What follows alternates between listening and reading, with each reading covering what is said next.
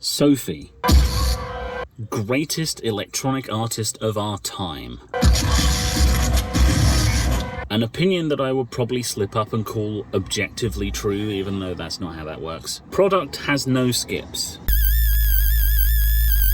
LOVE is not a skip. I listen to it in full every time, and I'm not kidding. I saw her live twice, once in Heaven in Charing Cross, and again in the Royal Festival Hall in the South Bank Centre complex. The last UK performance she'd ever do. The first single from her posthumous album, the first new original music since her untimely passing in 2021, the official release of Reason Why with BC Kingdom and Kim Petras. A lower quality leak had been circulating for over half a decade, but the final version is here. And you can't make out the bass line very well, it's mixed too loud. Now, Sophie is my creative North Star and the reason I got into making my own music, which I might talk more about someday. So to me, she can do no wrong, and I'm happy the song is here, and I love it to bits. But the mix difference question is popping up more and more in music mainstream as music making tools become more accessible and affordable. I think that a lot of music comes out nowadays that to me sounds over-compressed, almost dusty, if that makes sense. This isn't loudness war stuff, it's something different. Let me see if I can play some audio examples. Incognito by Justice. It sounds like the song switches from 4K to 240p after the intro.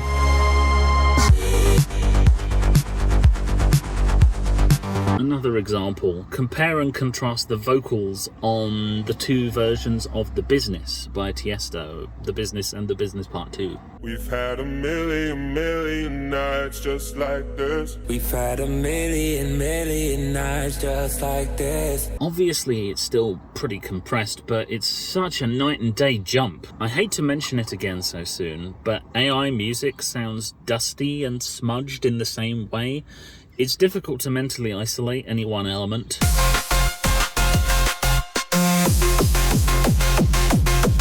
These kinds of thorny questions always spring up around posthumous releases, and since the artist is unavailable for comment, they usually stay unanswered permanently. But I've seen people saying that they prefer the leaked version. Now, a lot of that is probably due to familiarity, yes, but I think it's an interesting perspective to consider. A trend I've been super happy to see is the proliferation of readily available free-to-download song stems from hyperpop sphere artists like 100gex and Underscores and Food House. Also, I have to mention the Kanye West stem player here, even though that's more of a mixed down sorted by element, which isn't nearly as good as full stems. Mike the Snare made a great video on that, which also touches on AI stem separation and the problem with tracks bleeding into each other, which makes them nigh unusable, I think.